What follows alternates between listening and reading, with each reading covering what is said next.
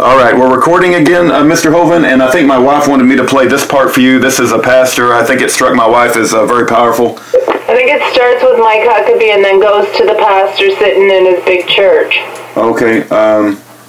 Pro-Israel. Well, whoops. I say that because let me find it. Settled. Here we go. Before it got to court.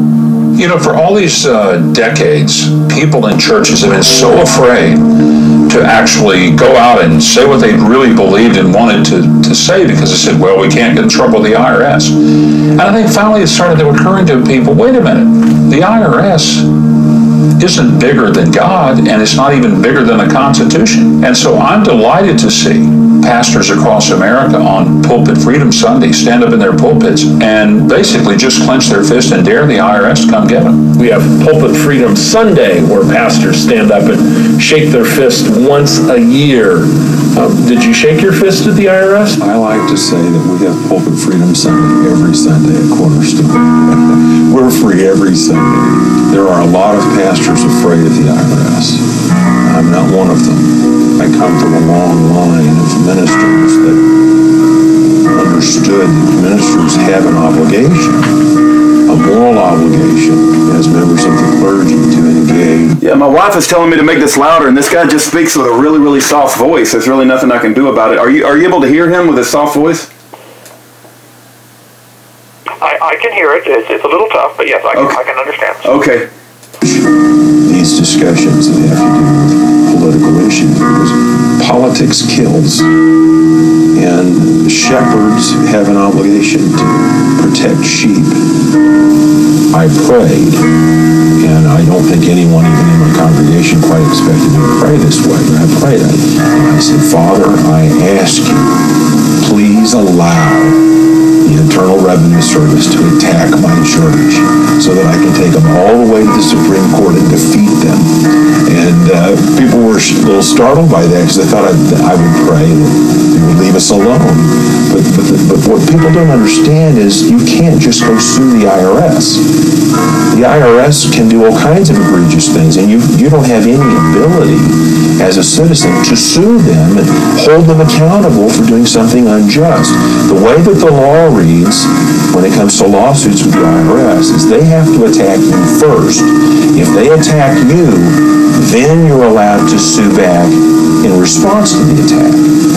So in essence, I need the IRS to attack me so that I can finally do what I've been wanting to do for years, which is attack them and defeat them.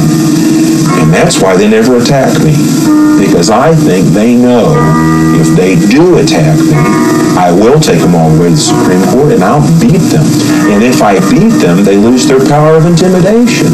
I contacted the ACLU myself and filled out a report online and said, you got to do something to stop me. I'm out of control.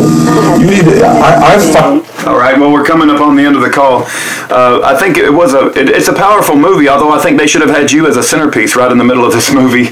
But maybe that's what will happen when David Barton, so praise God, Pastor Hovind. Anything you want to say as we close down this second call? And you're certainly welcome to call for Bible questions later on tonight or whenever it's convenient for you. Okay, yeah, I'll call later tonight. Nothing else. That's wonderful. I'm glad people are finally waking up. I hope it's not too little and too late. I think Paul Hansen has the right. The IRS has a legitimate right to exist and to collect taxes from people they're authorized to collect taxes from. Paul Hansen has the right. Exactly where's your jurisdiction? They're chartered to collect taxes from government employees. Okay, do it. Are you a U.S. citizen? Is the question. Yeah.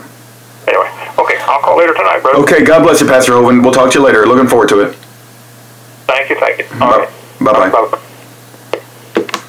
All right, Pastor Hovind, and we played for him a little bit of the movie called Unfair, and I think, let me find how come I can never find anything when I need it?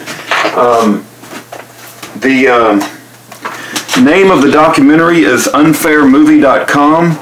It has Trey Gowdy, Congressman, Ted Cruz, who was not born in the United States, David Barton, Glenn Beck, Mormon, and Mike Huckabee. And in my opinion, they should have had Kent Hovind's story all throughout this movie. But the movie does put out a good message, and that is that the IRS is very, very corrupt. And so praise God for that. All right, I'm going to shut this down and get it up on YouTube.